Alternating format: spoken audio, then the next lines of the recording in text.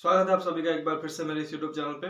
तो बात करेंगे WPL के बारे में, क्योंकि सेकेंड लास्ट डे एक तरीके से है लीग स्टेज का, क्योंकि कुल 20 मैचेस होने हैं लीग स्टेज में। उसके बाद 2 एलिमिनेटर मैचेस होने हैं, तो उसमें से 18 मैचेस एक तरह से खत्म हो चुके हैं। आज एक और डबल हेडर था।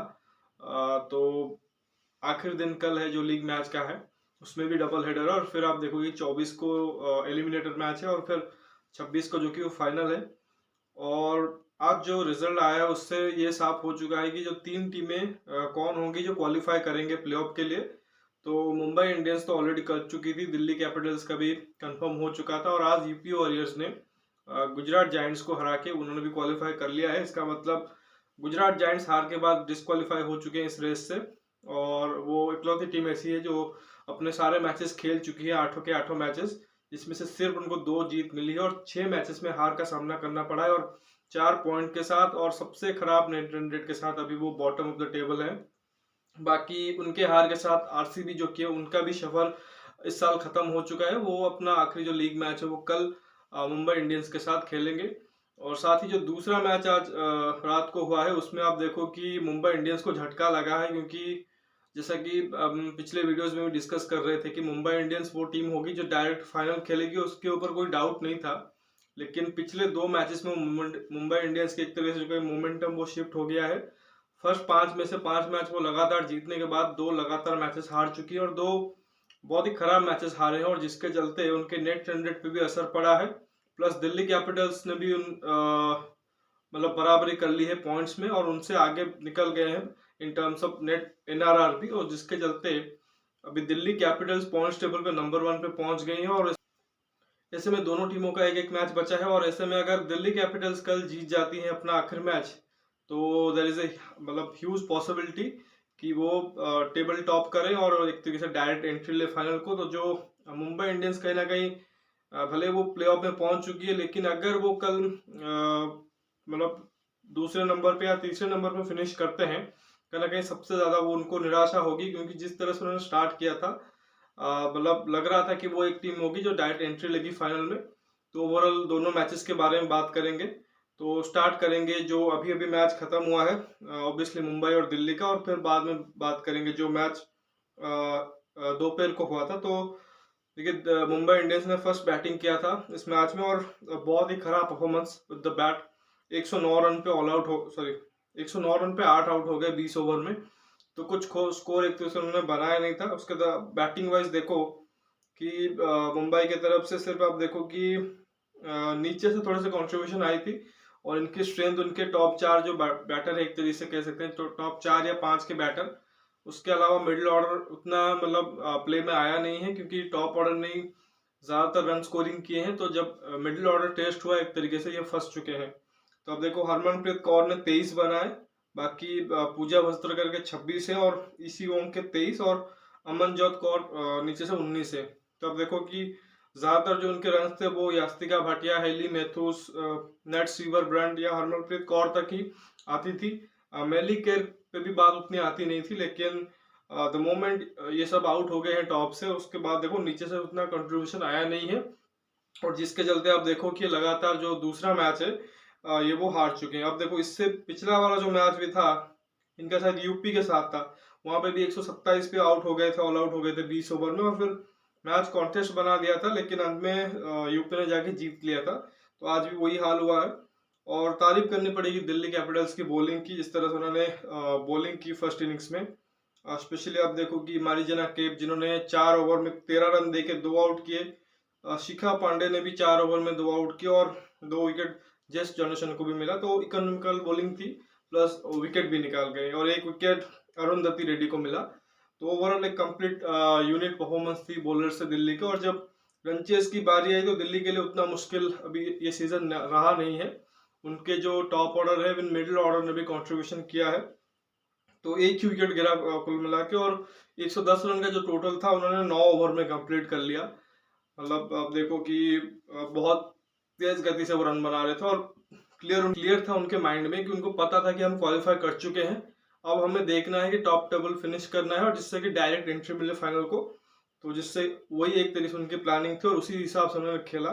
मैक लैनिंग कप्तान जो कि वो नॉट आउट रहे 32 रन 22 बॉलों में, उसके अलावा शेफाली वर्मा ने 15 में 33 किए और अलीस कैप्सी ने भी 17 में 38 किए। तो अब देखो सभी का जबरदस्त स्ट्राइक रेट रहा और मजबूर कर दिया एक तरीके से मुंबई इंडियंस को कि वो जल्द से जल्द एक तरह से मैच खत्म हो जाए।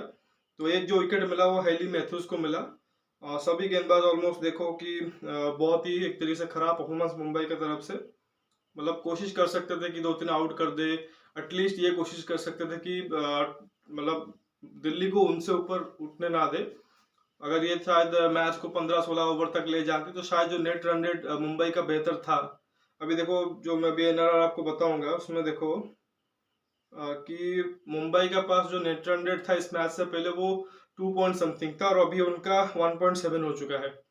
मतलब जो बड़े मार्जिन से वो हारे हैं उससे उनका जो नेट रन रेट है वो कम हुआ है। और साथ ही दिल्ली का मतलब ठीक ठाक था लेकिन उनका भी ऑलमोस्ट 2 तक पहुंच चुका है।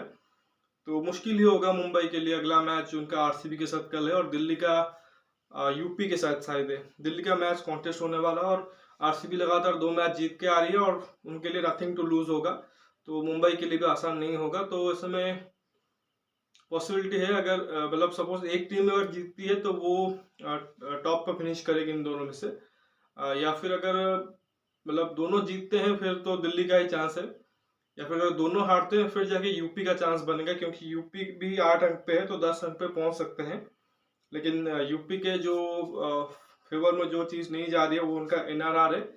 तो उसको बेहतर करने के लिए उनको कुछ आउट ऑफ द वे जाके कल परफॉर्म करना पड़ेगा जो कि मुश्किल ही है। तो मोस्ट लाइकली आप देखोगे कि दिल्ली कैपिटल्स या मुंबई इंडियंस ही टॉप में फिनिश करे और अभी के हिसाब से लग रहा है कि दिल्ली कैपिटल्स से फिनिश करेगी। तो फिर ये first match sorry second match जो हुआ उसकी बात है। उसके अलावा जो जो फर्स्ट मैच हुआ था उसमें आप देखो कि यूपी वॉरियर्स के सामने थे गुजरात जायंट्स और गुजरात जायंट्स के पास ये आखिरी मौका था कि अगर वो मैच जीतते नॉट जस्ट कि वो इस रेस में बने रहते बल्कि अपने साथ साथ आरसीबी को भी इस रेस में बनाए रखते। और अच्छा ही उन्होंने किया था स्टार्ट। पहले बैटिंग करते हुए 178 बनाए थे 6 विकेट के नुकसान पे। अब इनके तरफ से देखो कि सोफिया डंकली ने 23 किए थे ओपन करते हुए, ओल्बर्ट ने 17 किए थे। कुछ मतलब ठीक ठाक स्टार्ट था ओपनिंग से। नीचे से हेमलता ने 57 और एश गैर्डनर जो मिड मिड सीजन से एक तरह से फॉर्म में आई है उन्होंने जबरदस्त 60 रन किए 39 बॉलों में, जिसके चलते गुजरात जो कि वो 180 के आसपास पहुंच पाया।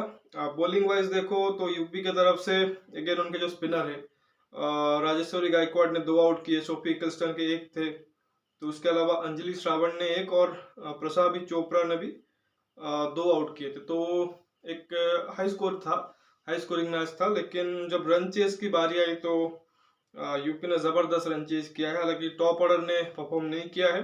देविका वैद्या सिर्फ 7 रन, अलीशा हिली 12 और किरण नवगिरे ने 4 रन बनाए। तो स्टार्ट उतना अच्छा हुआ नहीं था। और इनफैक्ट अब देखो कि एक समय पावर प्ले के अंदर अंदर ही 3 आउट हो चुके थे। लेकिन फिर अब अगेन इनके जो 2 सुपरस्टार रहे हैं इस पूरे के पूरे सीजन में रन चेस करते हुए या जब भी परेशानी हुई टॉप ऑर्डर को, तो एक तो ग्रेस हैरिस है और दूसरे तलिया मगरा है। उन दोनों ने पार्टनरशिप की जो ऑस्ट्रेलियन 2 जोड़ी है। तो तलिया मगरा ने 57 किए जबकि ग्रेस हैरिस वंस अगेन जबरदस्त मैच विनिंग नॉक खेले 41 बॉल में 72। हालांकि मैच फिनिश कर नहीं पाई लेकिन मैच को एक तरह से लेके चली गई थी कि जहां से यूपी आराम से मैच जीत सके। अंत में थोड़ा सा लगा कि शायद मैच इधर उधर हो सकता है, लेकिन वहां पे सोफी क्रिस्टन जो ऑलराउंडर है उनके वो अपना ऑलराउंडर स्किल दिखाती है और 13 बॉल में 19 रन बना के मैच जिता देती हैं। तो यही सोफी क्रिस्टन थे जिन्होंने मुंबई के अगेंस्ट में आखिरी ओवर में छक्का मार के मैच जिताया था और यहाँ पे भी वो अंत में खड़े रह के मैच जिता के गए हैं। गुजरात की तरफ से कोशिश अच्छी थी। किम गार्थ ने 2 आउट किए जबकि मोनिका पटेल, आश गार्डनर, फिर तनुजा कन्वर और स्नेह राणा जो कप्तान है सभी ने एक विकेट लिया। लेकिन ग्रेस हैरिस का और तलिया मगरा का ये जो जोड़ी था इसने एक तरीके से मैच जो कि वो यूपी की तरफ खींच गई। गुजरात की तरफ से उन्होंने एक तरीके से मैच को जो कि शिफ्ट कर दिया और ये इंश्योर कर दिया कि हम प्लेऑफ में क्वालिफाई कर रहे हैं। और साथ ही 2 और टीमें जो थी गुजरात और आरसीबी को उन्होंने बाहर का रास्ता एक तरीके से दिखा दिया है। तो ये आज के 2 मैचेस थे। इसके अलावा कल जो 2 मैचेस होंगे आखिरी दिन है लीग स्टेज में, तो एक तो दिन का मैच होगा आरसीबी और एमआई के बीच और फिर रात को यूपी और दिल्ली एक तरीके से अपने सामने होंगे। आरसीबी एमआई वाला मैच मतलब आरसीबी के हिसाब से कुछ मायने नहीं रखता। सिर्फ वो कोशिश करेंगे कि एक जीत के साथ इस टूर्नामेंट को एंड करें। मुंबई के लिए बहुत कुछ रखा है, क्योंकि ये मौका ही ऐसा है कि अगर आप टॉप पे फिनिश करो, आप डायरेक्ट एंट्री लोगे फाइनल में, वरना आपको एलिमिनेटर एक वर्चुअल सेमीफाइनल ही खेलना पड़ेगा। तो ऐसे में मुंबई चाहेगी कि जीते और बड़े मार्जिन से जीते, ताकि नेट रन रेट दिल्ली से ऊपर जाए। बाकी फिर दिल्ली का वही हाल होगा, दिल्ली और यूपी का मैच है। दिल्ली चाहेगा कि वो वहां पे जीते, और साथ ही यहाँ पे एक्सपेक्ट करेंगे अगर मुंबई हार जाती है तो वो फाइनल में एंट्री ले लेंगे, या फिर अगर वो मुंबई जीत भी जाती है तो कोशिश करेंगे कि वो भी उनके नेट रन रेट से बेहतर होकर मैच जीते। तो अगर यूपी की बात करें तो यूपी चाहेगा कि पहले आरसीबी मुंबई को बहुत बड़े मार्जिन से हरा दे, और फिर वो दिल्ली को बड़े मार्जिन से हरा दे, तब जाके वो जो एक तरह 3-वे टाई हो जाएगा 10 पॉइंट पे, और फिर चांस बनेगा यूपी का कि वो टॉप फिनिश कर पाए। लेकिन प्रायोरिटी शायद जीत की ही होगी। लेकिन ये भी हो सकता है क्योंकि ऑलरेडी आप क्वालिफाई कर चुके हो, तो मतलब पूरी तरीके से वो कमिटेड हो कि हम बहुत बड़े मार्जिन से जीते, जैसा कि आज दिल्ली ने जीता, तो उस हिसाब से भी यूपी एक तरीके से खेल सकती है। तो देखते हैं कि कल के 2 मैचेस किस तरह से होते हैं। इसके अलावा 24 और 26 को फिर आप नॉकआउट मैचेस भी देखोगे। तो अभी बस इस वीडियो में बस इतना ही। वीडियो अगर आपको पसंद आया तो प्लीज़ इस वीडियो को लाइक कर दीजिए, साथ ही चैनल को सब्सक्राइब जरूर कीजिए और दोस्तों तक शेयर भी कीजिए, ताकि वो लोग भी सब्सक्राइब कर ले। और साथ ही सब्सक्राइब करने के साथ साथ आप वो जो पास में बेल आइकन है, नोटिफिकेशन घंटी है, उसको भी बजा दीजिए, ताकि जब भी कोई वीडियो नेक्स्ट में अपलोड करूं तो आपको नोटिफिकेशन मिल जाए। और कोई कमेंट देना चाहते हैं तो कमेंट सेक्शन में भी दीजिए। मिलते हैं अगले वीडियो में, और कुछ और मैचेस के बारे में बात करेंगे, क्योंकि अभी जो लेजेंड्स लीग क्रिकेट है उसका जो कतर में अभी हो रहा है, बहुत अच्छा मैचेस हो रहे हैं। उसके आज फाइनल है, हालांकि इंडिया महाराजास बाहर हो चुके हैं, लेकिन एशियन लायंस और वर्ल्ड जायंट्स के बीच मैच हो रहा है।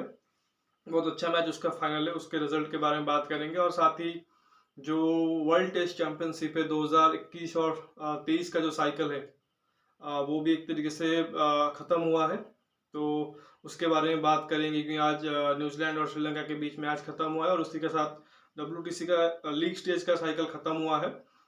फाइनल अभी होना है, तो उसके बारे में बात करेंगे। और एक मैच शायद जो बांग्लादेश और आयरलैंड वाला मैच था वो ड्रॉ हो गया है क्योंकि बरसात की वजह से। तो उन तीनों मैचेस के बारे में हम अगले वीडियो में बात करेंगे। तो अभी बस इस वीडियो में इतना ही। मिलता है अगले वीडियो में, तब तक के लिए धन्यवाद। जय हिंद।